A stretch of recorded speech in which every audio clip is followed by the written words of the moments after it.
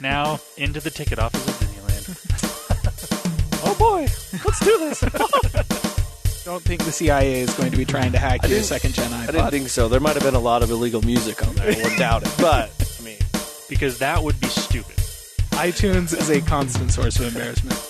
I approve this message. I really, really, really, really, really don't see Apple ever doing that. I am Nadella.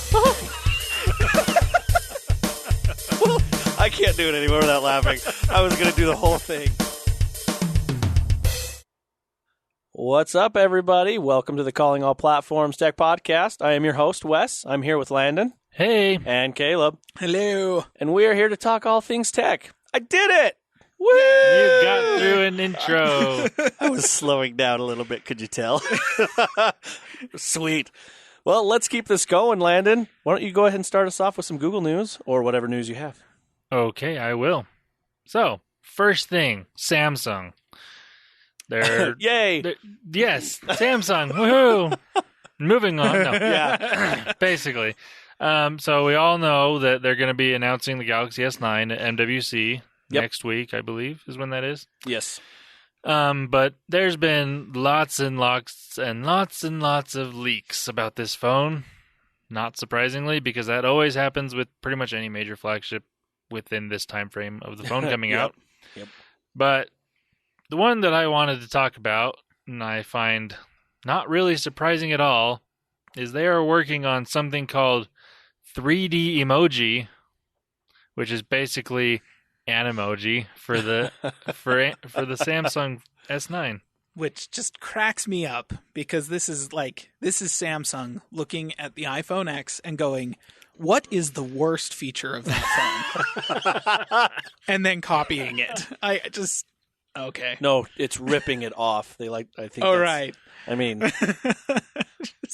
with a surprisingly worse name.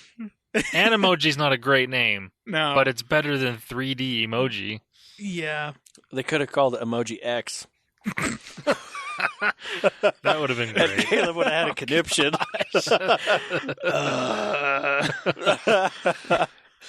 But, okay. I mean, I don't think anybody's going to be surprised by this. No. It's one of Apple's main selling points of the iPhone 10. Such a dumb selling point. Pretty much any commercial I see for that phone has to do with either Face ID or Animoji. Yeah. I haven't seen the Animoji selfies. ones yet, but the Face ID one I see all the time. Yeah. They're like focus on the portrait mode for selfies and stuff like that. Yeah. Has been all over the Olympics. Oh my gosh. Yeah. Like if Thank you're goodness for DVR and I can fast forward through all these commercials. Yeah. Oh man. If you're watching them via the NBC app like I am, then you see that at least 1 million times every day. Yeah, pretty much. The funny thing about it is the commercial breaks, if you're watching it that way, doing the cord cutter way and you're watching it on their app, they're the same length as the commercial breaks in the regular broadcast. Yeah. There aren't as many commercials. So No. you'll have like 3 or 4 commercials and then it will cut to a screen that just says commercial break in progress Oh, until jeez. it's over. It's weird. It's But annoying. Whatever. Ugh. I hope it's not like Hulu where it's the same 3 commercials It totally every is. time. Is it? That's why I would say you see the selfie commercial of the iPhone X 1 million times every day. Mm-hmm. Wow. Good times. So yeah. we can expect over the next 6 months or so to see that exact same commercial from Samsung, also 1 million times on apps like Hulu and that kind of thing. Yep. Man. Pretty much. So that's going to be a thing now on Samsung phones.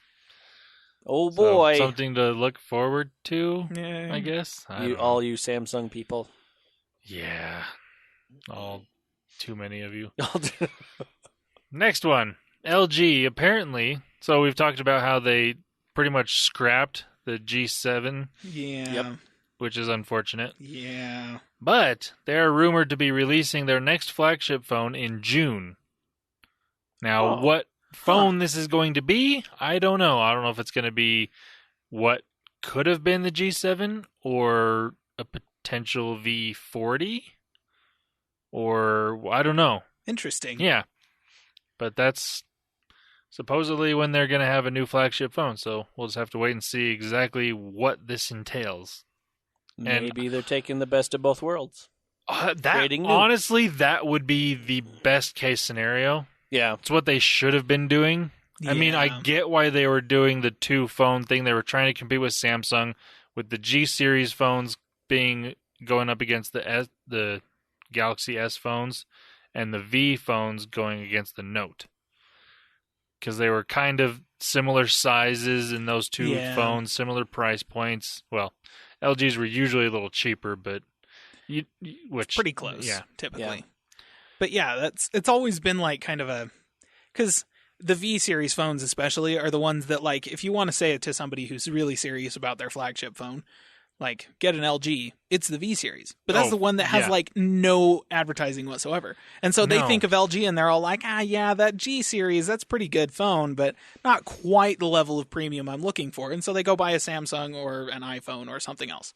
Yeah. But, like, there is an LG that actually is more premium than the G series phone. It's the V, and that's the one you wanted, but you didn't know about it. Go figure. Yeah. It's really unfortunate because the V series phones are really good. They are. Their Fantastic. build quality is really good. Their cameras are always really good. They are the audiophile's phone. Yes. Like, they've got a really good DAC in them. They still have a headphone jack, and they've always hyped that part of the phone. It's a creator's phone, and like I said, an audiophile's phone. Yeah. But it just, there's no advertising for it. Yeah, there's no advertising. And just, like, nobody even knows they exist. And that kind of sucks, because they just end up buying Notes instead. And that's not a creator's and occasionally phone. Those explode. Apparently. A little bit. Far too often. So, anyways, I'm interested to see what happens with LG and their phone. Yeah, definitely. Bring Stuff. something new to the market. Yeah. That's awesome. Moving on. LastPass has now officially updated their non-beta app to work with the autofill API in Android Oreo.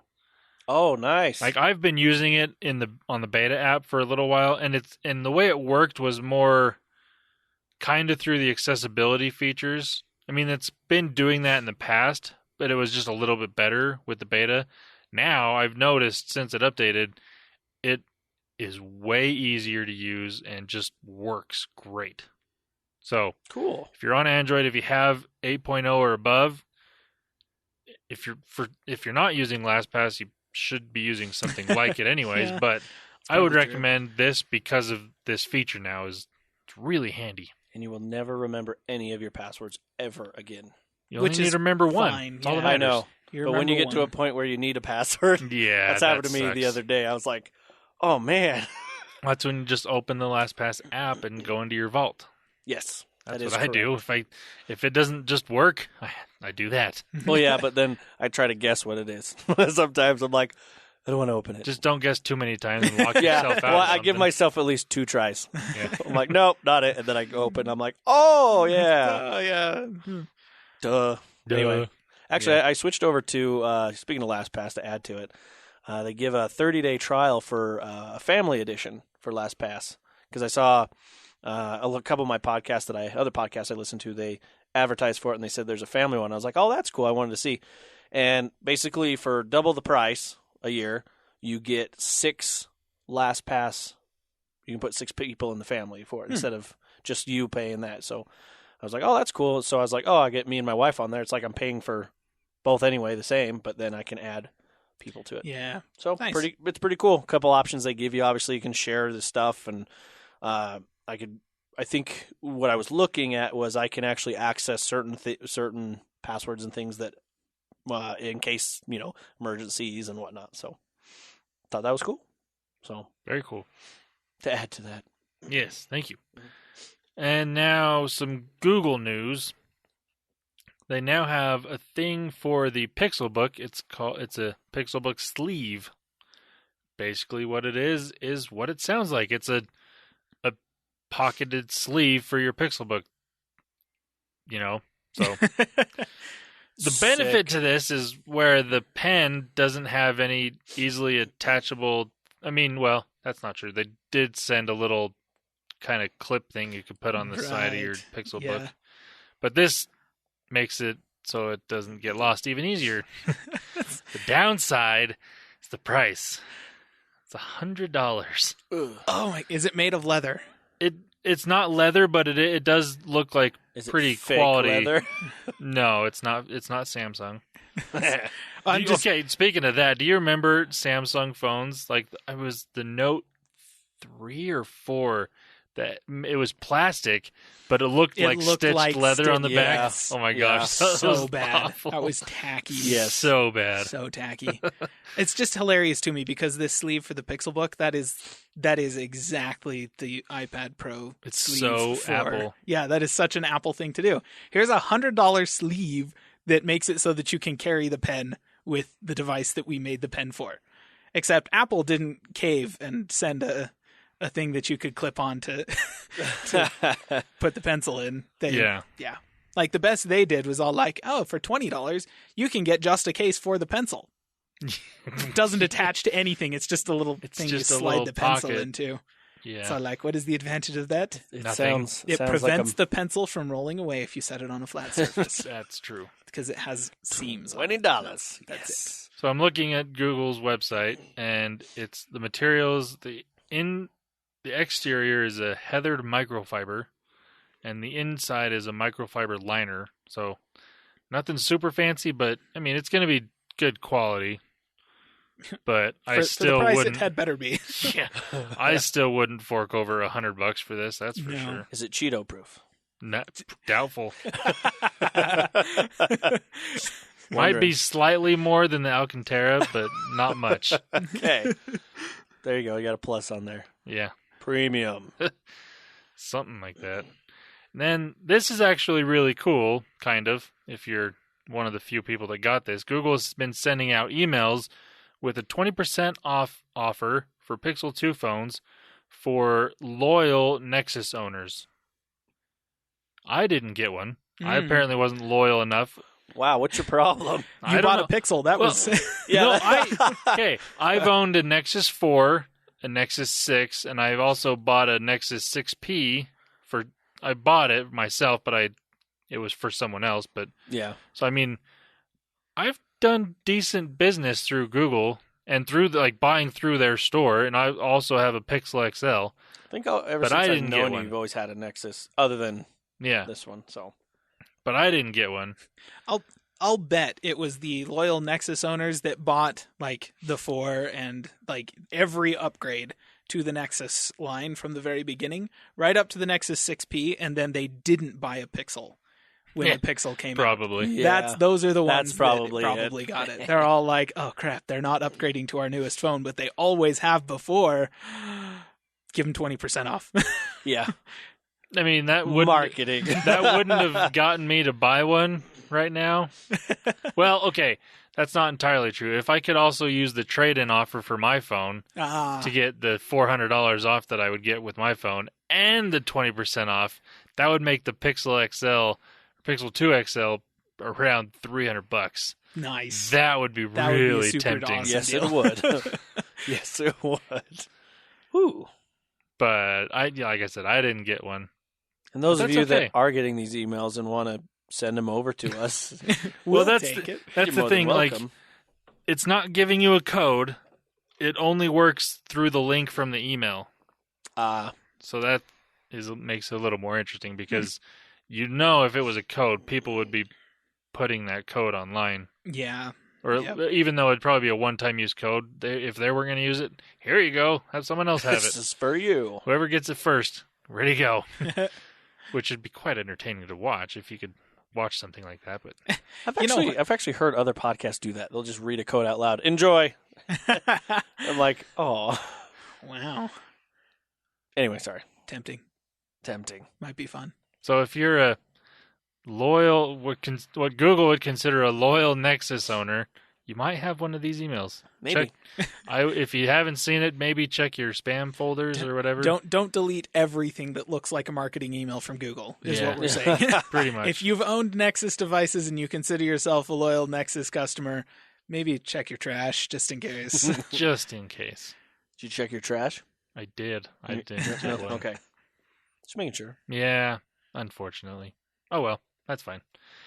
But that's all the Google news that I have for this week. Kind of a slow time right now. Next week, well, Next week probably won't be that much more, but the week after. The week after, yes. We'll Should have be all the plenty. Galaxy S9 details to talk about. Which will be cool. Yeah, it We're should all be interesting. interested. Awesome. Well, let's go ahead and move on. I've got a couple things I wanted to talk about on Microsoft's end here. Not much, but hey. One thing I did want to mention on here, going through a couple articles and whatnot, one that actually did come up, and I know I talk about this guy a lot, but Thurrott does a lot for Windows, obviously. But on here, he talks about Microsoft finally documents the limitations of Windows 10 on ARM. Which I thought was actually really cool. Well, the limitations are not cool. Let me rephrase what I was The fact that saying. they're sharing It's nice these limitations. That we know, Yes. right? Yeah, we're not finding these out on our own. They're just going to tell us. And these are actually big limitations right now. Honestly, I don't think anybody's too surprised by the limitations. No, but the sounds of it, this is what the limitations are now. Right. With everything. So, anyway, so let's start with this. 64-bit apps will not work. What?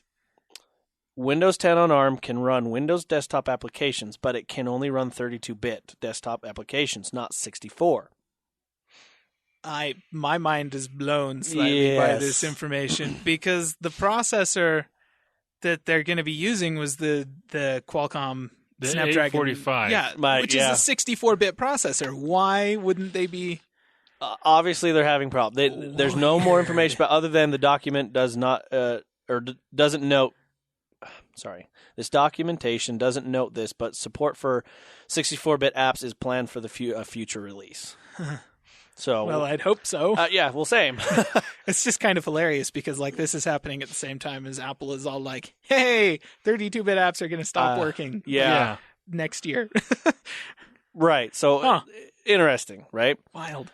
So the next thing it talks about is certain classes of apps will not run. Utilities that modify the Windows user interface, like shell extensions, input method editors, assistive technologies, and cloud storage apps will not work in Windows 10 on ARM. They will need to be recompiled for ARM, and my guess is that this will not happen in most cases. That's coming from Thurrott. That makes a certain amount of sense because those are like lower level like pieces of software. Yes. And if they'd have to rewrite basically a new version of the app for ARM. And so on top of that, that also means that it cannot use x86, which is 32-bit drivers. Right. Yep. Which means that your hardware options are going to be limited. Correct. Pretty severely. To be fair, there's not a whole lot of hardware options out there for ARM. Yeah. Like here's an ARM-based computer that has like a GTX 1080 in it or something like, that's you're not going to see that. And then obviously it says no Hyper-V. So that's not going to be on there. And then older games and graphic apps may not work. So it says Windows 10 on ARM supports DirectX 9, DirectX 10, 11, and 12, but apps and games that target older versions will not work. Apps that require hardware accelerated OpenGL will not work as well. Then that's kind of interesting to me because it seems like in terms of gaming, the places where you'd be looking to play games are older on an games. ARM. Like it's an ARM-based PC. You would want to be playing very old games, like lightweight, not very power-intensive games. So, to be fair, DirectX 9 is pretty old. Like if it supports DirectX 9 games, that's like 2007. So you'd probably be able to play BioShock on it, even. So there are still people that play like Diablo 2. Right. Things like that. Right. But I think, honestly, Blizzard would probably be like, here's a patch, here you go. Yeah, but that's true. But shockingly, people they can't keep do that. doing that I know. for Diablo 2. It's weird. Every time I log on, it's all like, here's a new patch for Diablo 2. I'm like, why? But, so this is, I wanted to mention this because, this is the big, always connected computers that are coming out, and this is the limitations of it right now. So that's kind of why I wanted to mention it, and so you guys kind of understand and know what the limitations are so far. It's kind of interesting because, to mention drivers, not necessarily, there wouldn't be support for x86-based drivers. They'd have to recompile the drivers. I'm kind of sitting here like automatic plug-and-play drivers for USB devices and printers and stuff like that. Correct. Those aren't going to work. And, the USB driver, that's a system-level thing that should be standard for anything that is USB compliant. Right. But printers... that's not. Those are different. Every single one of those is different. It's stupid. And the way that OS manufacturers or creators get around the painful and really obnoxious printer setup process is by basically just downloading all of the drivers and storing them on your operating system somewhere, and so that they're there. And if they can't do that, you're not going to be able to use printers with this thing. Yeah. Or scanners or anything of that nature. That'll be interesting. Yeah, so I just wanted to mention that kind of to see what, obviously this is the limitations of it right now. Yeah. So I don't know if this is going to hit when those PCs and everything that's been announced with this will have that, or if they got to get it out to test everything and people start making their drivers and apps and everything to work with ARM. I think it's just got to get out there more. It could be. At the same time, you do worry ever so slightly that if they release these things to the public, the early adopters are going to give them such a bad name because of limitations that even once they fix all of those, the damage will have been done and nobody will buy them. Right. So that's where I'm at. That's kind of scary. That's where I'm at with it. Like, I'm trying to be optimistic, but some of these I'm like, those are literally like breaking limitations. Yeah. Like, well, the fact that it doesn't run 64-bit apps, right? That in and of itself is huge. Like, when you were saying limitations, I thought, well, duh, it's an ARM-based processor, but that's especially where it's the Snapdragon 845. It's a 64-bit processor. Like, I don't get it. I know. I understand maybe like what might be happening there is that the processor itself is having to emulate x86 architecture in order to run apps, and maybe that is doing something like somewhere in there that emulating a 64-bit app is taking up too many cycles. The processor can't handle it, and so they're having to limit it to 32-bit apps until they can get a newer version of the processor, like maybe next year kind of thing. Something like that could be happening. Okay. But at the same time, I look back on when Apple made the switch to Intel. That was a huge deal. They had been with PowerPC for years. They had been just pushing the PowerPC agenda, trying to get developers to release stuff that supported the PowerPC architecture. And then out of nowhere, Steve's like, screw it. The G5 just isn't working out. Suck it, IBM, and switch to Intel. Yep. And they jumped back from a 64-bit processor with the G5 to a 32-bit processor with the Core, because Intel didn't have a 64-bit processor that was available at consumer levels at that time. And it was such a huge change. But before they did anything, they had the emulation layer for classic systems, the PowerPC based systems, available in the operating system as soon as that happened, so that any app that you were running before, you could still run. It was called Rosetta. It was basically just a PowerPC emulator built into the operating system, and it was important because you don't have apps available overnight when you make a switch like this. No. And the fact that they're even thinking of putting this out into the wild with limitations as serious as you can't run 64-bit apps, that's kind of worrying to me. And I'm worried that it's going to, the early adopters are going to give it such a bad name right out of the gate that nobody's going to buy it once they actually get it working.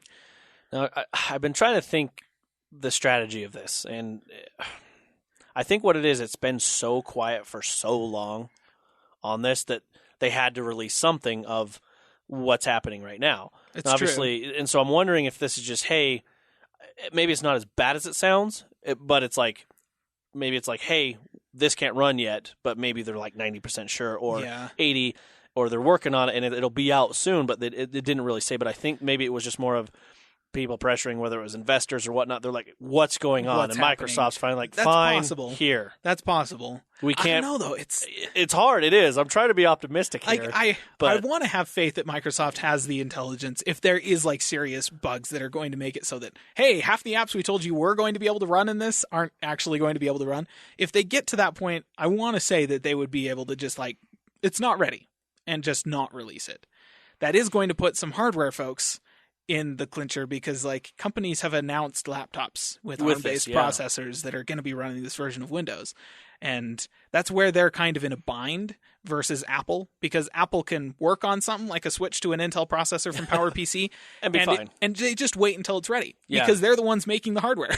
Exactly. Like they don't, it doesn't matter for anyone else. But Windows, like Microsoft has to make promises to their hardware vendors, and then they have to get the hardware vendors on board, and then the hardware vendors start making hardware, and that means that Microsoft is on a deadline to get them software to run on this hardware. See, and I'm wondering if that's what it is. They had to give that information to them because who knows? Maybe the investor, the hardware people were like, "We're just going to say you can't do this," and so maybe it was something for them. Yeah, say, "Hey, right now this is what it is." It never said later in the day or we haven't had this. There's no like. It just said this is what we're at right now. Yep. So and that optimistic. Hopefully, that is kind of an interesting. Yes. I mean, it's a bad situation to be in, and I want to say that, like, yeah, they would be able to just say no, it's not ready yet. But at the same time, the one time I can recall them having done that is with the HoloLens, where they're all like, "Yeah, it's releasing this year," and then it wasn't ready, and they're like, "No, okay, it's not releasing this year," and they keep pushing it back because it's not ready, and that's fine. Get it ready. Like, make sure it's ready for consumers before you send it to consumers, but. They were the ones kind of making the hardware in that case. Yes. And so they weren't beholden to anyone else. And so. Makes it nice. Yeah. This is one of those things they should have made like a Surface netbook or something that they could have released the hardware for to show off. Yeah. This version, like a Windows on ARM. And not got hardware people. Like I mean, they did Lenovo do the on Surface board. laptop to show off Windows 10s. Correct. But they should have something to show off Windows on ARM. And that way they could kind of do the Apple thing where they have their own hardware, they can work out the kinks, and then be like, "Okay, it's ready. Mm-hmm. Here you go." Yeah. Hardware developers. Yeah. Well, I'm hoping actually something comes from Build this year.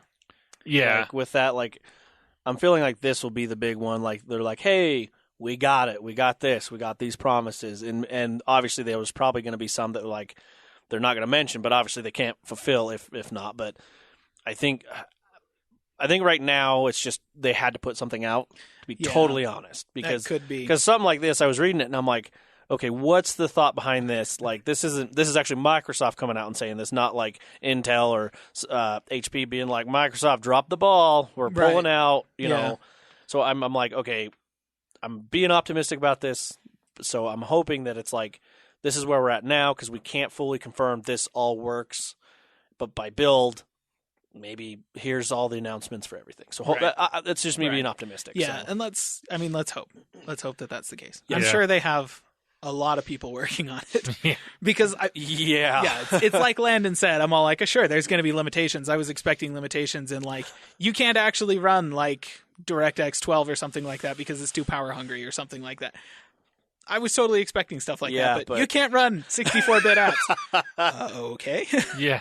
I mean, I look at what they're doing, especially now, like with this announcement, it makes it seem like Windows 10s and announcing Windows on ARM they were doing it obviously to compete with Chromebooks. Mm-hmm. And they wanted to try and say, we're doing something, and they announce it so people can be like, oh, well, maybe we'll hold off on buying 1,200 Chromebooks for our school to see what Windows is going to do. But not that they announced it too early, they just promised it too early. Promised too much. Or announce it early, but like dial back what you're promising to actually do. Well, I think it was last year's Build.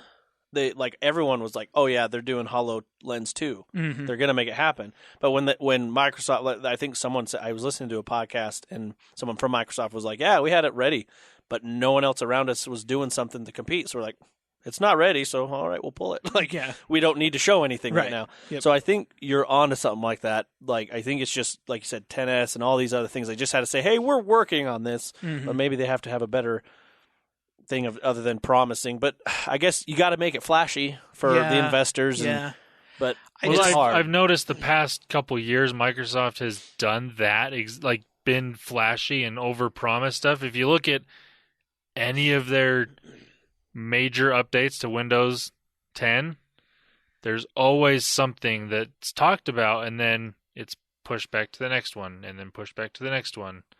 Well, And it's not a bad yeah. thing, but it's just It I happens look at very frequently. It's happening almost too frequently, and the over-promising is kind of, it's like, okay, I get showing it off, because Google's done this. Like, and Apple doesn't always do this, but they'll show something. It's like, this is what we're working on, but then they don't say when it's going to happen. Right. Like, whereas Microsoft has been like, this is all the stuff that's going to be coming to this creators update in the fall or in the spring, and then it gets pushed back to the next one. And it's always the big thing that they showcase at Build or something. Yeah. And it gets pushed back. And I really like that they show off this stuff, but they need certain things, unless they are 100% sure it's going to be ready, or if it already is ready, then if it's not to that point, they just don't tell me when it's going to be ready for me. Just show it to me. Show me that it exists, and then don't tell me when it's going to be ready. Yeah. They did that with the HoloLens. Exactly. And I was like, smart. Right. I was all like, well, you didn't actually tell us when this thing was going to be ready. And it's a good thing they didn't, because it's been years. Yeah. And like, that was a good call. Say, here's technology we're working on. This is what our research and development team is doing. They've given us updates over the years, and we still don't have anything in consumer hands. Okay, but they never actually promised when they were going to have stuff in consumer hands. Yeah. And honestly, most of like the actual like the analysts that were in touch with this situation when HoloLens was first announced were like, yeah, 2020.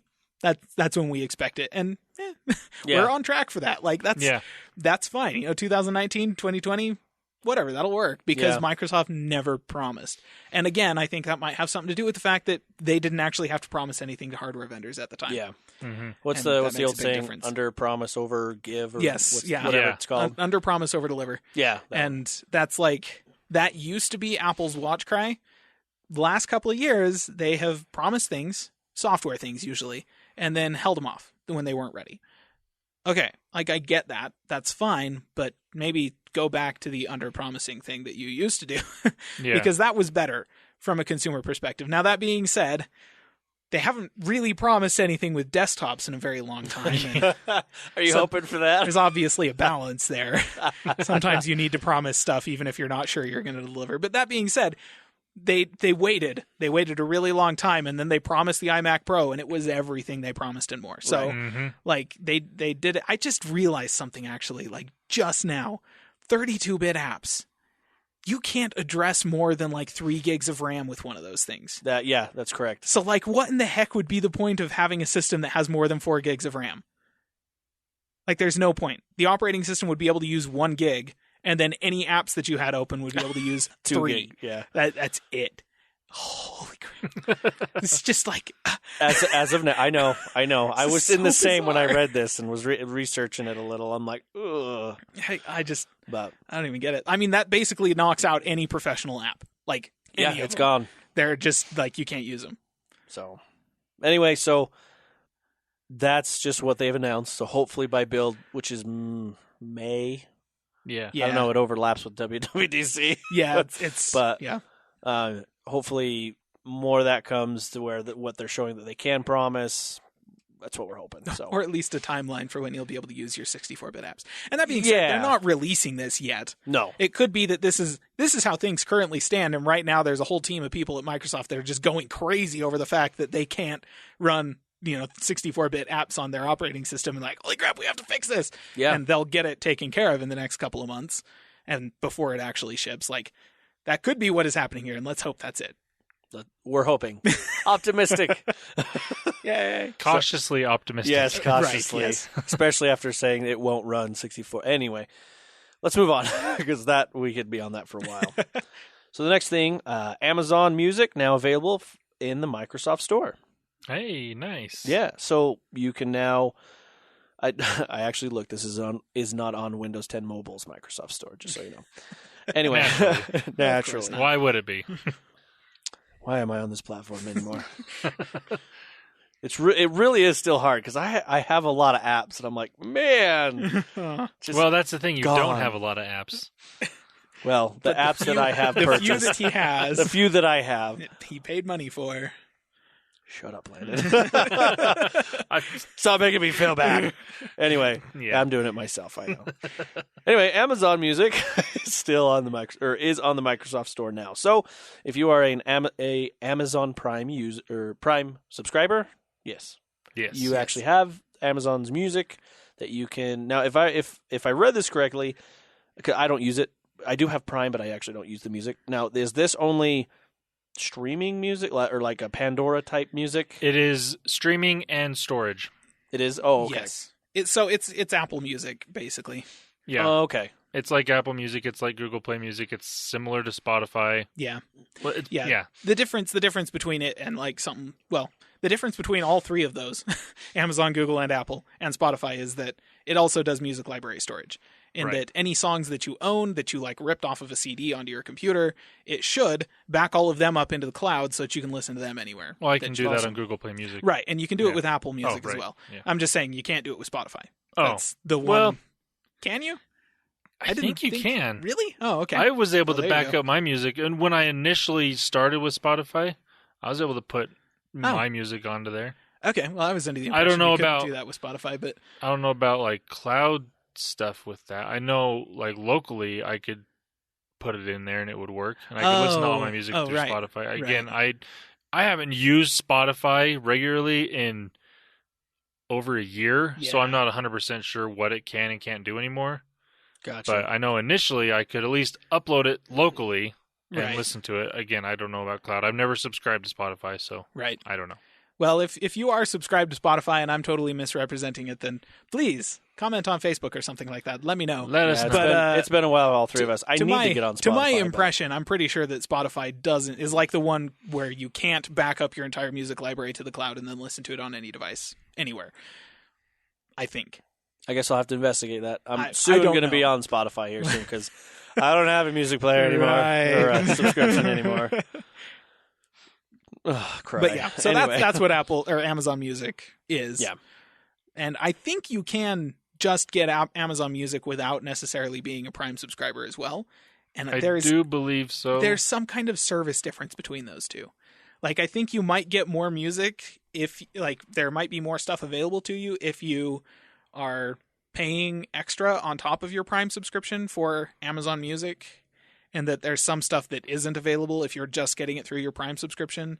There's some weird stuff involved with that, which is actually like how all of their cloud services are with Prime subscriptions, I've found. Yeah. This is a little description here. Oh, okay. On here it says, as for Amazon Music, if you already have an Amazon Prime subscription, you can use the service to play a small part of Amazon's catalog. Right. Or you could get the full Music Unlimited subscription to access to more than 40 million songs. Right, so. That's it.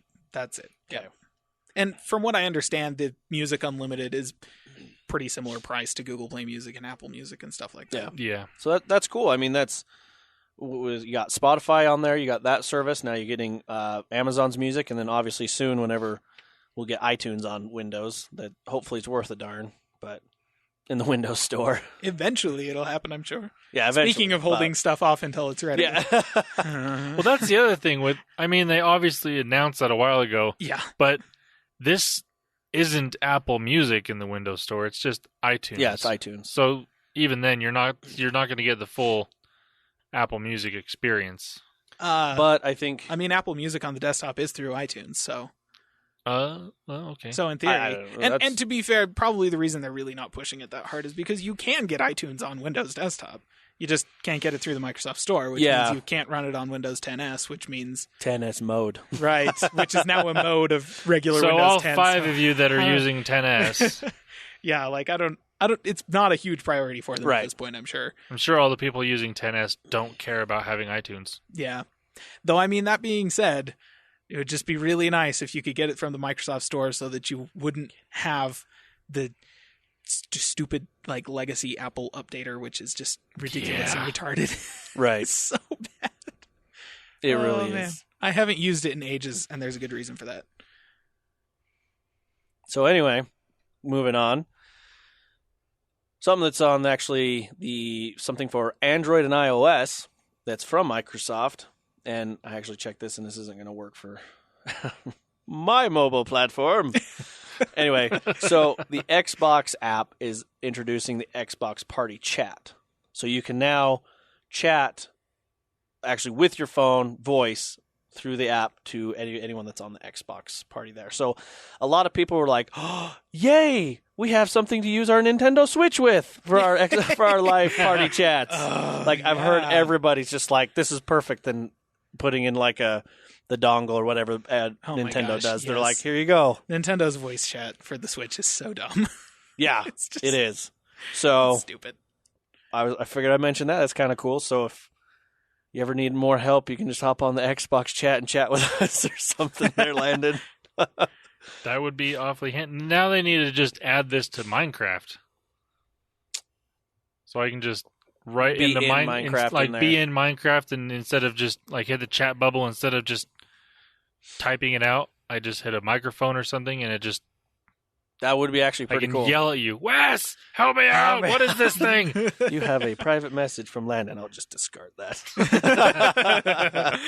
Fine, I'll come and help you. Jerk.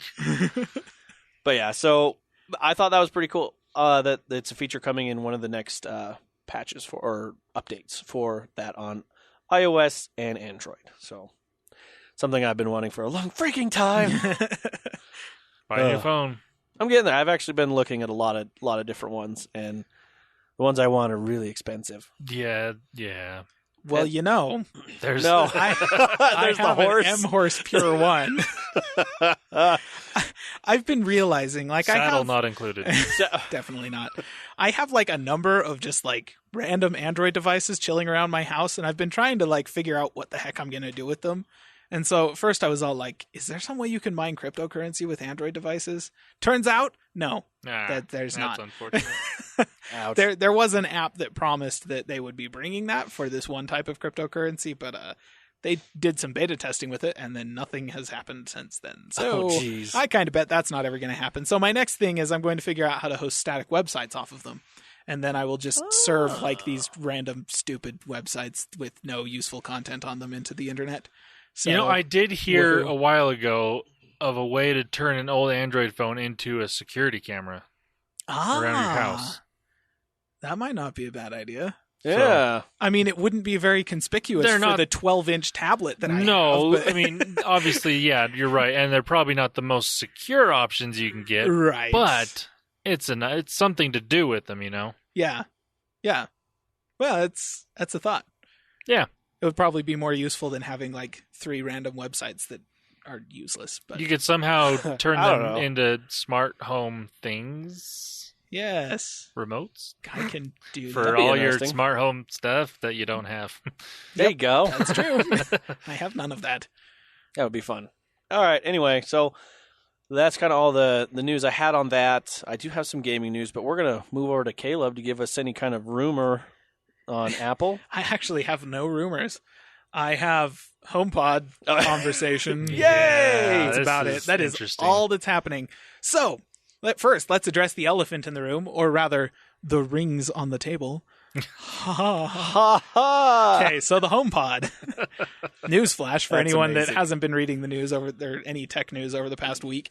The HomePod leaves rings on your furniture, your wood furniture that has been treated with oil or certain types of glaze. So most of if it's actual wood, then you're going to be worried. To be fair, a lot of newer wood furniture doesn't include like the kind of finishing that they're talking about here. It has like a clear coat on it, which is impervious. Right. If it's actually sitting directly on the wood, so the wood has been treated with some kind of oil or grease or some kind of natural finish glaze, then it's going to discolor the wood where the silicon base of the HomePod is in contact with it. Now, from what I have heard, this will fade over time. So that if you move the HomePod and you let it sit for a while, it will fade. Or if you polish it vigorously, it will fade. Now, that being said, apparently the Sonos One has the exact same problem, and nobody's complained about it because the feet on the Sonos One are tiny. just these tiny little contact patches for that thing.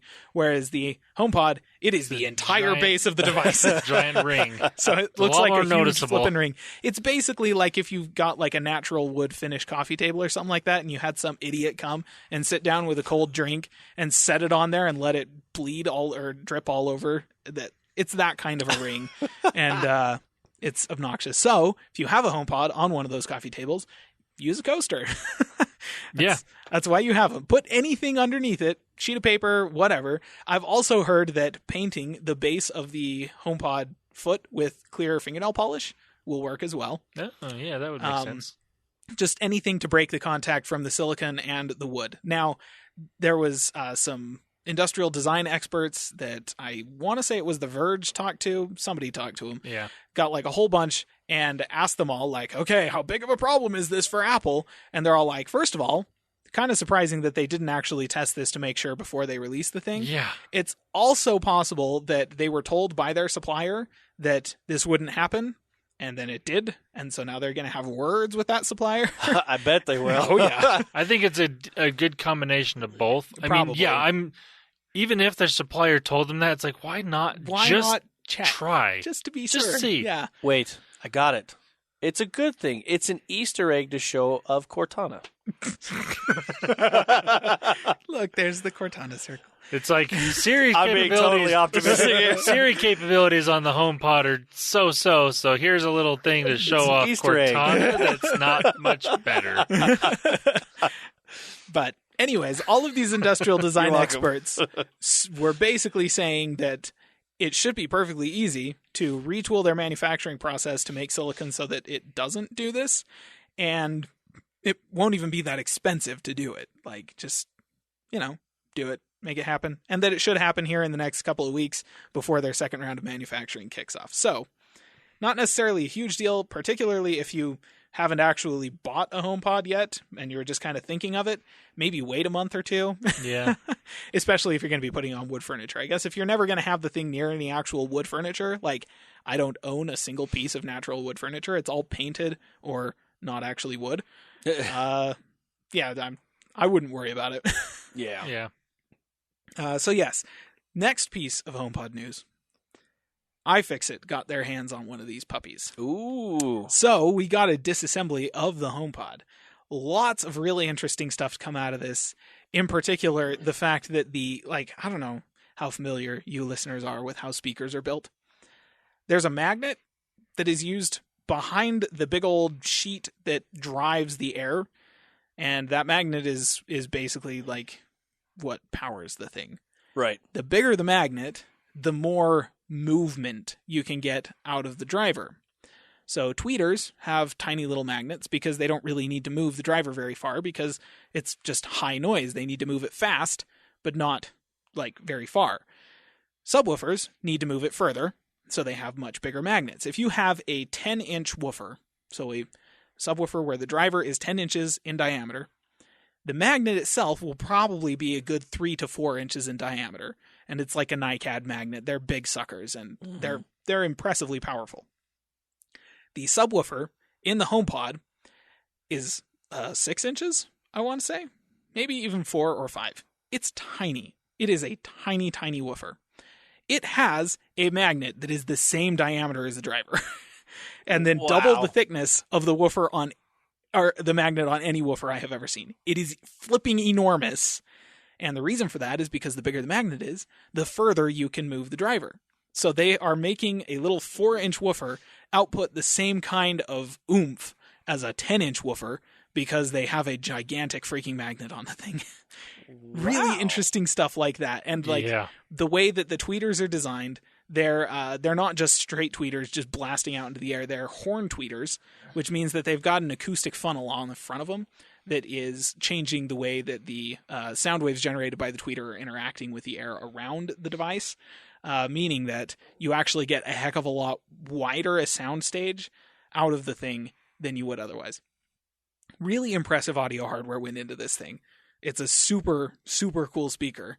And $350 starting price for this puppy. Costs an estimated $216 to make, based on the component costs. Which is very un-Apple. That is super un-Apple. Like, for perspective, Apple's $1,000 iPhone costs about $316 to make. Mm-hmm. Like, that's Apple's normal profit margin. Something like 60 to 70% of the cost of the device. This thing, they're getting like 30. And that is, I mean, it's still decent margins for any other company. Like, I mean, obviously it's way better than Amazon, who is selling Echoes at cost, basically. Yeah. But it is, I don't know, it's just crazy. Like, that you never hear of anything like that from Apple. And that's actually lower margins than Sonos, for sure. And probably even lower than like the Google Home Max. Oh, I can almost They're guarantee probably it. getting lower margins than that. So weird that that's happened, but they packed some really awesome hardware into this thing, and they're offering it at a shockingly low price. So, yeah. Wow. Now, You know, this I think this is the first product that Apple has put out that I think justifies the Beats purchase. yeah. I mean, the AirPod kind of. I mean, that was obviously had a lot to do with Beats. Yes. Had, like, their engineers that they had. And they're super cool. Yeah, and they But- work really well. And they work really well for Android. And Yeah. they're a great Bluetooth headphone. What those are, though, more than anything else, is, like you said, a great Bluetooth headphone. Like, Yeah. they're not, like, class-leading in terms of the sound quality, Oh, really. yeah, no, yeah. Like, at all, especially for that price. If you buy wired headphones for that price from any reputable new manufacturer, you'll they're be gonna getting sound better a lot sound. better. But they're just so much easier to use Yeah. than any other Bluetooth headphone. And that's Yeah. really the selling point for those. And that's Yeah. software. That's what Apple has always done well. So Yep. that's actually something I feel like Apple brought to Beats. Yeah. Was the ease of use and the software and stuff like that to kind of elevate their stuff. But they also got a heck of a lot of audio engineers out of that Beats Mhm. purchase. And it's very probable that the HomePod is Yeah. their brainchild. Yep. Because it's not even about ease of use. Like, it's frankly kind of stupid in some ways Yeah. in terms of being easy to use. And if you're not an Apple Music subscriber, or you don't have a huge iTunes library that you're hooked up to with iTunes Match, there's no reason to buy one of these things. But if you do have either of those things, this thing is a love song to music. And it is just super cool. Now, let's talk about what iFixit was, of course, actually after with all of this. Yes. They took the whole thing apart. At one point, they used a hacksaw. It's not repairable. No. Just put it this way. In theory, if you tear the case on the thing, the 3D mesh fabric, that is pretty cool, you will be able to replace that without damaging the device at all. It's actually hooked up to a little drawstring at the top, which is how they slide it on there and still have it seamless. So that's cool, I guess. Yeah. It got a 1 out of 10 repairability score. Yeah, that's par for the course for Apple products. It pretty well is. Like, frankly, after reading through the entire thing, the entire disassembly, I was surprised they didn't give it a 0. And the reason that they gave at the bottom, because like if you look at other things that they could not put back together, they all got 0s. If they can't Yeah. reassemble the thing in any way, there's no replaceable parts of any kind, it's a 0. The power cord isn't even replaceable on the HomePod. So, I was expecting a Surface laptop score of 0 out of 10. They Yeah. gave it a 1 out of 10 because this shocked me. iFixit was impressed with the durability of the device. They were thoroughly convinced that you should never need to repair it. Like, it's that well built. So that's high praise That's from really cool. people that, from iFixit. And to be fair, I mean, it's a brick. The thing is it is just so chock full of crap, and it's a brick. So there you go. That's all the HomePod news that I have, and that's actually all the Apple news as well. It's good news, though. It is. Yeah, that's very good. There's some really cool stuff. This is a cool device, and frankly, I kind of actually feel like they weren't just yanking our chain with marketing speak when they introduced the thing and said, this is about going back to our roots of what made us popular, about music, and that's just what this is about, is playing music, bringing it into your home, making it available in the Ease of best way that access. we can. Yeah, just making it easy to get a really high-quality audiophile class experience with your music. Yep. I think they were serious, and they're selling it cheaper than they could. They packed it full of the best hardware that they possibly could, and married that hardware with some of the best software that they could for self-calibrating the thing. And it's actually really cool. So I might buy one of these things as soon as they figure out how to get the silicon base to stop leaving rings all over them. You know what I'm most looking forward to? Not that I would buy one, because as of now, I don't have a use for it. But once they get more services available to it, if they do, a Generation 2 product, because that would make the Gen 1 cheaper. Yes. You put the original HomePod at $300, $250. That's a dang good deal. Yeah. For the sound quality, it's already a good deal. True. And drop it another $100 below that, like, rock on. $250, that's yours. You take it. I will buy that. Mm-hmm. That's awesome. Good job, Apple. Yay. That's awesome. They're actually, like, this is one of the, I don't know, they have not released a whole lot of new products over the past few years that I've legitimately been excited about. This is one. This one and the AirPods are probably the two, which is, cool, like speakers. Weird. Yeah. I'm hoping that they're going to be releasing a Mac Pro and a Mac Mini this next year, like sometime soon, that will also get me excited, but you know what would be really awesome? So if they took what they've learned from the HomePod and throw some of that technology into some over-the-ear, like not necessarily Bluetooth, well, that would be awesome too, but some over-the-ear headphones, or even just on-ear headphones. Yeah. Man. Oh, you know what I want? That would be sweet. This modular Mac Pro that they're making. All Apple computers, yes, all Apple computers have speakers built into them. Build one into the Mac Pro. Build the HomePod into the Mac Pro. Oh, how dope would that be? What they need to do is have the trash can Mac Pro it has a hole in it that you just throw your HomePod into it, and then it just combines together to have even better speakers. They just take the trash can Mac Pro and then just stack a HomePod on top of it. Just boom, right there. You got it. And there's the new Mac Pro. That's ugly. That would make so many people so mad. All the professionals that are waiting for a new Mac Pro would be like, "You went with the trash can again? What are you thinking?" But we got a HomePod. But there's a HomePod built in. It sounds so good. There would be a very, very tiny subset of audio professionals that would be like, okay. Heck, if they even made some studio monitors. Oh, yeah. Dude. Yes. I'd be awfully tempted. If they were $500 a pop, that'd be... I mean, it's a decent studio monitor. If you're looking at decent ones, you're already looking at $500 or more each. Yeah. If they made some studio monitors that are the same size as the HomePod that put out, controllable audio, man. Okay, actually, that'd be sweet. I just had the best idea. They used to ship Harman Kardon audio speakers with Macs, or there was an option you could stack on top of it. Yeah, they were really nice. Especially for being included computer speakers, They were fantastic. Just include a couple of HomePods that have 3.5mm headphone jacks on them and don't have Siri. Dude.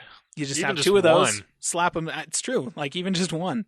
And that's your computer speaker. And you can buy one of those things that it just plugs into your Mac and... USB, a Thunderbolt 3. Oh, yes. Well, yeah, because then you get the power delivery over it as well. That's fantastic. Ooh. That would be totally dope. Come on, Apple. Get on it. Yeah. Please. Oh, that would be awesome. That would be amazing. The audio engineer inside of me is just leaping for joy. Yeah. And here's your computer speakers with your new Mac Pro. It's a couple of little HomePods. That is epic. That would be so cool. Anywho. Why don't you lead us into some gaming? Gaming. Yes. Okay. First, I want to talk a little bit about Feral Interactive.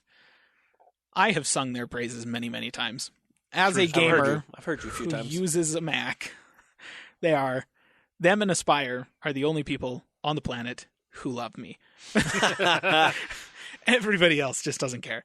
So, Rise of the Tomb Raider 20th Anniversary Edition, which is now a year and a half old. It's coming to macOS! Yay! Oh, wow. Feral Interactive is making it for macOS. They're using the Metal API, which is traditionally the biggest issue that we've had with macOS games, is they use OpenGL, and OpenGL kind of sucks on macOS, like really bad. Metal is much better. It doesn't have all the features of DirectX or Vulkan, but, has most of them and is much better optimized than OpenGL ever was. So, should actually run pretty good on any recent Mac. So if you have a Mac with a discrete GPU that you've bought in the past, I would say probably 2 years, then it should run this. So that's your MacBook Pros, most of your iMacs, and probably your trash can Mac Pro. If you bought one of those, it would probably still run it. I mean, the GPUs were super powerful when the thing was released, so you'd probably be okay. That is what you have come to now, though. iMacs you can buy now are more powerful than that thing. Anyways, so that's super dope, and I'm super excited. And Feral also announced that the next Total War game that is being released on Windows will have a macOS port, courtesy of them, coming, they said, shortly after the Windows release. Shortly to me means couple months. Shortly to Feral probably means more like 6 months, so let's be realistic. But less than a year later, and for a macOS game, that's kind of huge. That is huge. It's a big deal. Wow, congratulations there, Max. Good old Feral, they're doing good. I honestly think that the reason Feral Interactive has been doing, they've been doing more and more of this is because... They bought an iMac Pro and they want to play games on it. Might very well be it. Yes. No, it's because they've been making iPad games, too. They've been porting the Total War series slowly, a game at a time, over to iPad. And then just recently, they ported Grid Autosports over the console version. Yeah. And that's totally the coolest game on iOS in terms of graphics. So I think they're getting into it and they're realizing that, okay, actually there's a lot of power there. And these iOS games have been getting them a lot of money. And so they're like, all right, we can do this. We can actually make money doing this. Wow. So we're going to be getting more than a game a year out of Feral Interactive for macOS and iOS. And that's super cool. No, that is. I mean, that's what everyone wants. Yes, it has a Mac. I think there are more people than they give us credit for who would totally game on our Macs. Who do game on our Macs? We just do it in boot camp in Windows. Yeah. Because that's where all the games are available for. Because all of the people that are all like, Mac OS or Macs suck for gaming, the hardware just isn't there. It's all most of their computers are overpriced for gaming because they're not geared toward gaming, right. But they can game just fine. They've got just as much power as pretty much any cool PC counterpart that is being sold, and so they can totally game. You just can't do it in Mac OS because, first of all, you had OpenGL, which was terrible, as your graphics API. Yes. And now that we've had replaced that with Metal, the game makers just aren't making the games for Metal, and so you have to boot into Windows if you want to have games. But Feral and Aspire are trying to change that, and I really appreciate it. That is cool. Congratulations. Okay, next thing, speaking of iOS gaming a little bit, I'm going to do a mobile game spotlight of the week. Yeah? Because I finally bought Monument Valley 2, and it's so good. So if anyone who has heard of Monument Valley, you probably played the first one. It's been on sale a number of times. I got it a few years ago for $1 or something like that on iOS, and I was just like, it's $1. I've heard good things. I'll try it out. Easily one of the best games I've played on iOS. It's a puzzle game. And the puzzles are totally unique and super cool. And I don't know. I just can't say enough good things about it. It's atmospheric. The music is amazing. It's even got a little story in it that's kind of super vague, but at the same time kind of super touching at the same. It's weird. I don't really know how to describe it. But it's $5. Go play it. Monument Valley 2 is the sequel. The story aspect of this one is played up. It's a little not necessarily played up more, but it is more clear what kind of an emphasis they're trying to put on that, and it's actually pretty emotional if you have kids. It's weird. It shouldn't be as touching as it is, but it's pretty touching, and I'm still not sure quite how I feel about that. But the first game is back, basically. Puzzles are the same types of puzzles, and they're amazing. I can't think of a puzzle game on iOS that has more unique, more interesting puzzles that are challenging, while at the same time not they don't like make you feel like you're stuck. You know, like a lot of puzzle games will be like, oh, I got this, and holy crap, I can't go anywhere from here. And you just can't do anything. You're done until you figure out what you're supposed to do.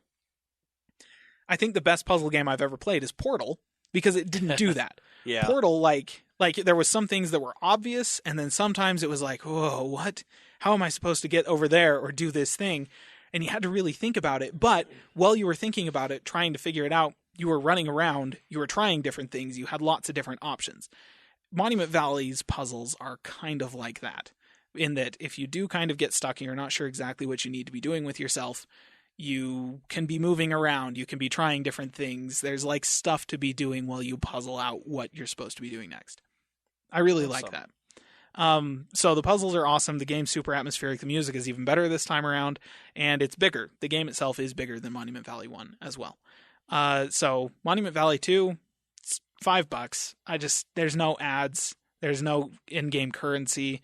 There's no unlockable DLC or in-app purchases of any kind. It is just, you pay $5, you get hours of this great game, and That's awesome. Just get it. Like, I don't even know. If you got an iOS device, get it.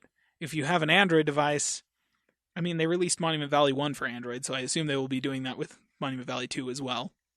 Game's not that old. That would make sense. So, I mean, has it been about 6 months? I want to say it's been about 6 months since they released Monument Valley 2 on iOS. So I would expect an Android port to be coming sometime in the next 6 months as well. So yeah, there you go. Mobile game spotlight of the week. Monument Valley 2 is so good. Just to add to that, we talked about this earlier, but no ads. No ads. No trying to have you purchase some more stuff. None. It's so good. Like, what an idea. I have spent so long playing freemium games on my phone. I've just gotten used to ads and in-game currencies and stuff like that. Like, probably my favorite freemium game in terms of the freemium aspects of it is Fire Emblem Heroes, which if you are just playing casually, you never need to spend money. You just play the game, and over time you will unlock new heroes, and they give you enough handouts as time goes on for not even doing that much work that you don't ever have. But the possibility of buying stuff is still there, and they still throw it up like, hey, these are on sale right now, go buy them, and that kind of thing. Yep. It's still there. And so, it's not awesome. And then there's other games, kind of like Temple Run 2, which it's an old staple. I've been playing it for years. It's fun. It's the best endless runner outside of like Alto's Adventure that I think I've ever played. Yeah, that's cool. And it's, it's great. I really enjoy it. There are ads. It'll pop up an ad after a run, and it advertises, oh, you want to buy this skin? Like, you can buy this skin for your character and stuff like that. Whatever. They're not super intrusive. That's freemium done well, but it's still there, and it still kind of bugs me. And I think nothing has shown that off to me more clearly than I got an Android phone and downloaded Alto's Adventure on it. It's free on Android. I was like, oh, sweet. I don't have to pay another $5 for this on Android because I paid $5 for it on iOS. There's ads. And that caught me totally by surprise. Did it? And I was like, wow, that's jarring. Like, it pulls you out of the experience. They're kind of annoying ads, too. And there's an in-app purchase to get rid of them. And I'd recommend anyone who downloads Alto Adventure on Android definitely do that, because it's so much better without ads. Because it's an atmospheric game. Part of the appeal of the game is the atmosphere. And ads totally ruin it. So 100%. Get rid of those ads. So anyways, I love these games. Like, yeah. Yes, please give me an option to play this game without in-app purchases or DLC prompts or, stupid ads and crap like that. Like, that really, it draws me in more than probably anything else. Just being able to say, this is a premium game, there's no in-game ads. Oh, man. It sounds so good. Too good to be true. No, I'm just kidding. It is true. I promise. Monument Valley 2, $5. Anyway. Okay. Next, indie game spotlight of the week. Let's hear it. I have one. This one is kind of funny. So, the name of the game is Spooky Cellar. It is from developer Bros Before Giraffes, which is I don't even know. That's fantastic. You just won the name game. If we ever have one, that wins. Well, nobody else is winning that game, that's for sure. It's true. Everyone else is just X. From developer Bros X. Before X. No. Anyways, this game is available for Windows for free, donation requested, from all of your standard indie game sites like itch.io and Patreon. well, no. Actually, you probably could subscribe to them on Patreon. But that's not where you can download the game from. What is the other dadgummit? I can't remember. Standard website for indie games, if anyone was wondering. Good place to check. indiegames.com. Shockingly. Go check that out. Wow. They will link you to stuff like this. But it is on itch.io as well. And free. I mean, Yeah.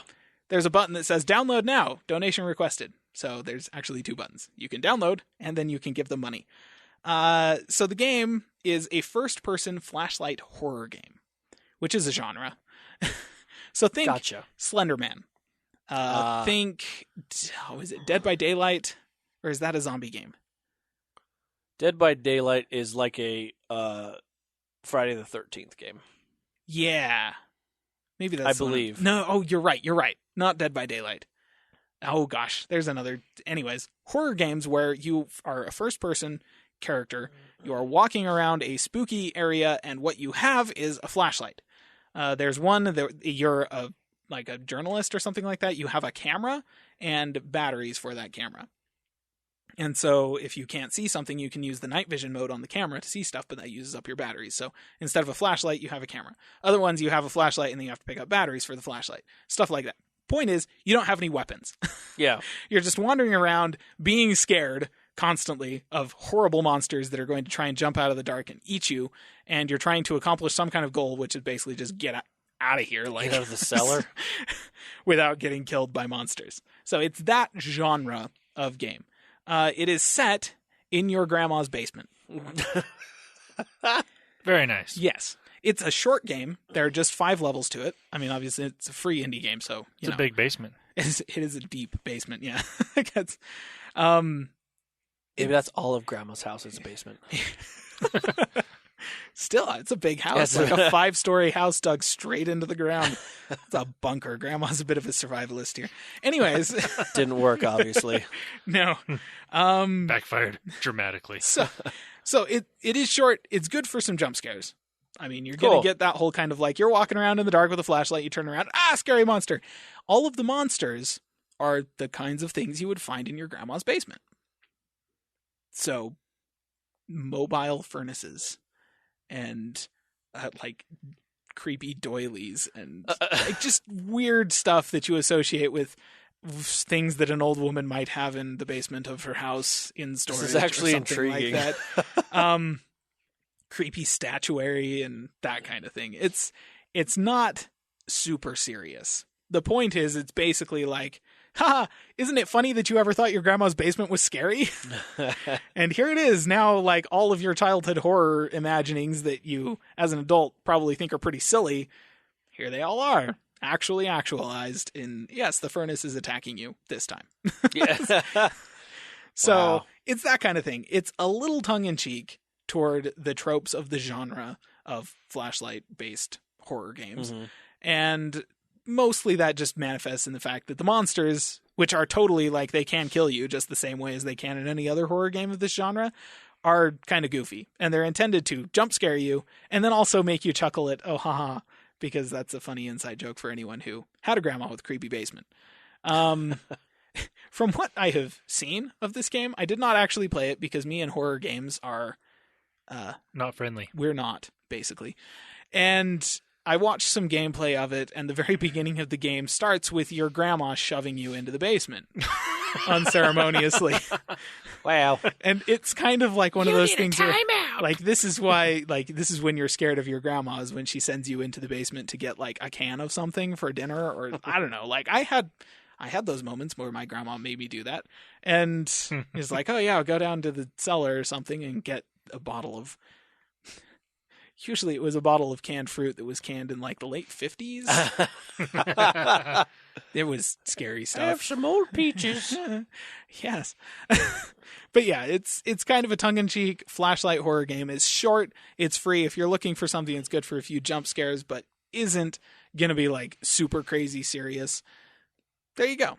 You are looking for Spooky Cellar. Family-friendly jump scares. Kind of, yeah. To be fair, I probably wouldn't call them family friendly because they do a good job of making the furnace look pretty scary. Gotcha. So it would probably make your kids scared of your furnace. Gotcha. It's like Home Alone. Yes. It's exactly what it reminded me of. That's hilarious. So, awesome. There you go. That's it for the gaming news from me. For you? All right. Well, I have some interesting news on the Xbox One family. And what was interesting, I have to apologize. I did not realize that the Xbox One X could not support 1440p just yet. Because before, when I was researching this, I thought it was already something it could do. But apparently... So did I, actually. It doesn't. Weird. It's either 1080p or 4K. Which is weird, because I hadn't seen anything, so I apologize, because before I remember I've talked about this, and I said that it could. Well, yeah. Like, isn't that the whole point of, like, the dynamic rendering stuff that it does with a lot of games, though? Right. But that's the 1080p one will. But when you have the 1440, like a monitor, and you... Right. Right. So it just doesn't... So basically, in that situation, you'd have... If you wanted to actually get 1440, you'd have to run it at 4K and then downscale it. Yeah. Weird. It is weird. So, anyway, so there's... says on here from a Microsoft employee, many questions recently around the timing of our 1440p support. Those of you in our early preview ring should be pleasantly surprised very soon if you have an Xbox One X or an Xbox One S. Oh. I thought that was interesting. So, those of you that may be using a computer monitor, basically, that has 1440p and an Xbox, you're obviously probably noticing this, that it doesn't support it. So, but it sounds like it's coming soon. But the one thing I did want to mention is that they are doing this for also, they mentioned the S. Yeah. I'm more thinking this is more for the video, because with an S, you can still do like Blu-ray and the video 4K. So I'm assuming it's more of this. I don't think gaming. Yeah, there might be some like older games, and any game that is built with the like UWP stuff built in. That's basically a PC version of the game, which you'd think would mean that if the game isn't very graphically intense, it would be able to utilize a 1440p display. Maybe. Assuming. Yeah. So, but that's coming soon. So. It is. I mean, I kind of get why there wasn't necessarily a lot of emphasis to support that, because if you have it plugged into a TV, it's 1080p or it's 4K. You know, like, were there any 1440 TVs ever made? No. Not that I know. That's why I said it's computer monitors only. So, yeah. And the biggest probably was still like only less than 32 inches, maybe 32, 35. Yeah. So, but I did want to mention that because I already thought that it had that support. I remember a while ago before the X announced or was out, I remember talking about it, and I didn't realize this wasn't a feature. So it's coming soon, so I had to put that in there. Next thing I did want to talk about with gaming news, EA is having a big sale on Xbox games. Obviously, this is the digital games, not the disc. Basically, they're offering with the publisher offering is up to 75% off the titles. So new titles like Star Wars Battlefront 2, FIFA 18, Madden 18, Battlefield 1 Revolution, Need for Speed Payback, Mass Effect Andromeda. Now that one's obvious. But anyway, but a lot of games. This is coming up next week. Huh. So, and what's really interesting on top of that, let's see, is that any purchase of $4.49 will be accompanied by a free month of EA Access. Don't do it. It's a subscription for it. Don't do the EA Access. But I don't know. I guess if you already do, you get a free month if you buy a game. There you go. It's kind of like occasionally they do sales like this for PC, and like for Xbox, it's cool because like anytime you download these things on an Xbox, it's going through Microsoft's store. Like that's how you get them on an Xbox. If you do it on PC, you have to download it from their frickin' whatever their client is called, and it's basically spam. It's spyware. I hate on the Xbox, it actually has the EA Access is available through the Xbox that way. Yeah. And so it like how can I picture this for you? So when I go to like my games, it'll actually show my memberships, and I have 2 obviously. So I have Gold and I have the Xbox Game Pass. But then it shows a third that I can have, which is EA's Pass. Yeah. So that's through that, but still. And all that stuff is built into the operating system running on the Xbox. Right. And that is like, sure. Like if you're going to be buying digital copies of EA's games, that's a good way to do it. If you're going to be buying digital copies of EA's games on PC, let me rephrase that. Don't buy digital copies of EA's games on PC. Just don't. Yeah. The reason why is because everyone has their own clients. Yes. Clients meaning, so if I wanted to play like an Origin game, or EA, which is Origin, you got to download Origin. You can't have something else. Yep. Same thing with Ubisoft. Basically, it's their own type of Steam, but Steam does it the best. Yes. Just buy it through Steam. Anyway. I really don't want to have a million different friends lists that, like, I was okay with Battle.net existing because Battle.net as a client existed before Steam did. Correct. And so that, okay, fine. Like, Battle.net's around. It's been around forever. Whatever, it's fine. Well, the difference is that's only 5. Well, before it was only like 4 games. Right, yeah. And those are the games you couldn't get on any other platform. Yep. And we're up to like 6 now, actually. 6, 7. Not counting Destiny 2. Oh, yeah. 7 with Destiny 2. But anyway, so, yeah. So through the Xbox, sounds like it'd be a pretty good deal because it's mainly going to do it. So that deal's coming up through there. The next thing that I did want to mention today, being February 19th, at 10 o'clock p.m. tonight, Age of Empires. It's like an hour from our time right now. It's coming. It's released. It's already installed on the computer. I'm just... You're just click, waiting. Click, just click. Waiting. Too soon, too soon. Although I'll probably be playing a little bit of Overwatch a little bit before then, so if games go past 10, oh well. But I'll probably be playing some Age of Empires. Oh, so I can't wait. It's... Because I was watching the Mixer stream earlier today. They did like a launch stream of people playing and whatnot, and they talked about a lot of things that they changed and did, and it was just really cool. And the thing I'm really excited for is the music. Mm-hmm. Weird, I know, but like that music and the sounds, man, they redid it all. So that's one thing that we're talking about, and then a couple little things that they added to it. I that are now, what would you call it? That most RTSs now have.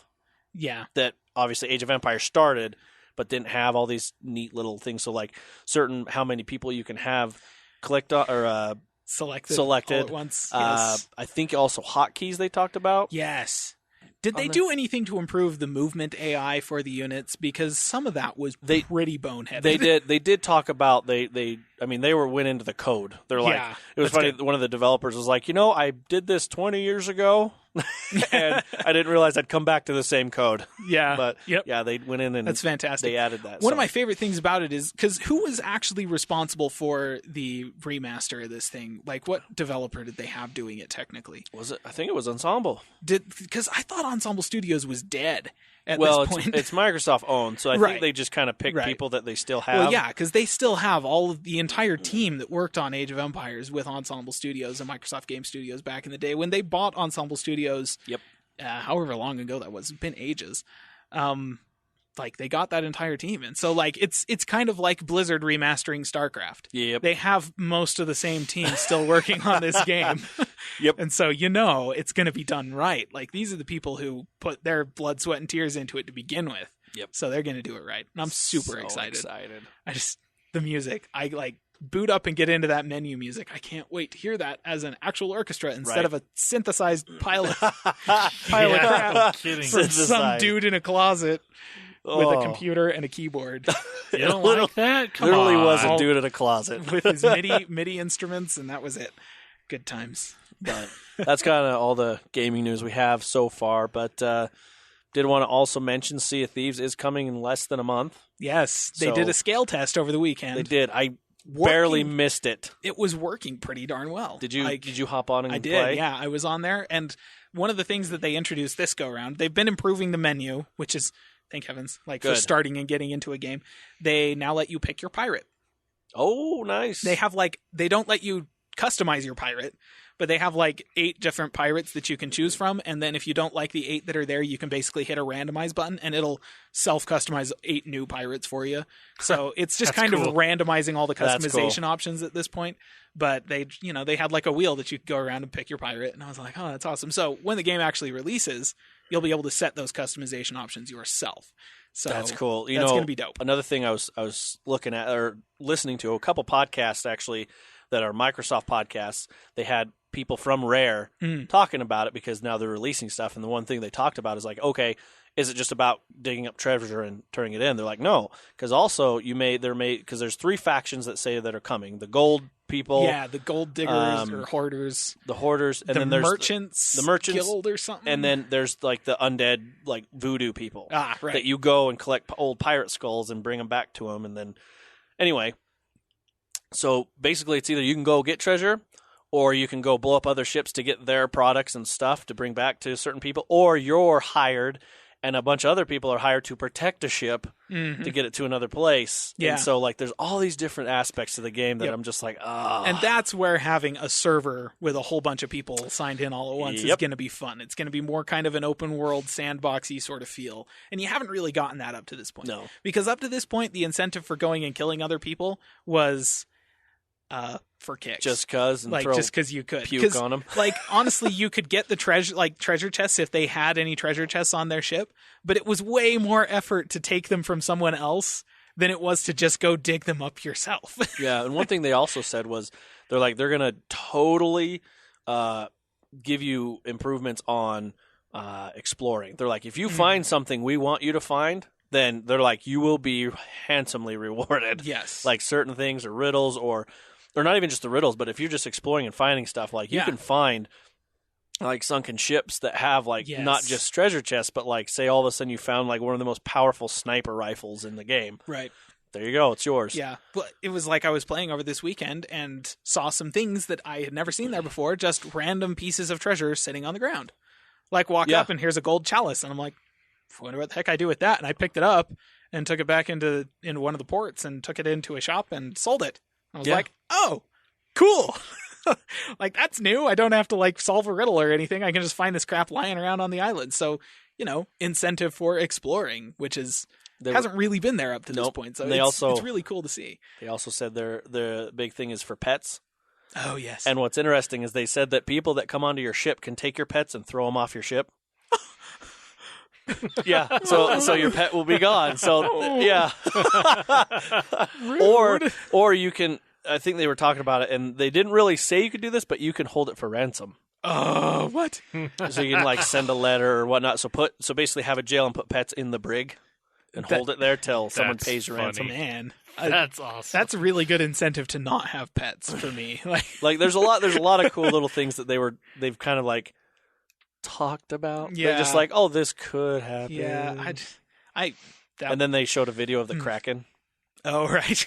In action. It's coming. Oh my gosh, dude. Yeah. Should be fun. So I'm excited. So either pre-order that, or if you don't want to spend the $60, you just want to dabble and see if it's a game for you, I would suggest getting onto the Xbox Game Pass, because on day one you'll be able to play it with a Game Pass, which is $10 a month, and you'll be able to play, I think it's up to 175 games now. Nice. So they just keep adding more games, both Xbox 360 and Xbox Ones, and throughout, anytime it's a Microsoft game that's going to be released, day one when those are released, you'll be able to play them. Mm-hmm. And I believe they're bringing over all the Forzas, because those are owned by Microsoft, all their studios, and the new Fable that's being created. Yeah. So definitely get the Xbox Game Pass if that's the way you want to go and just test out the game, or many other games, because as I said before, there's about 170 some games on there. So, but I think that's everything, guys, that we wanted to talk about. So I don't have anything else. Not one more thing? No. Oh, I always get so happy when I'm like, hey, Landon. Anyway, all right, guys. Well, we're going to sign off, and you guys enjoy your week. Bye-bye. See ya.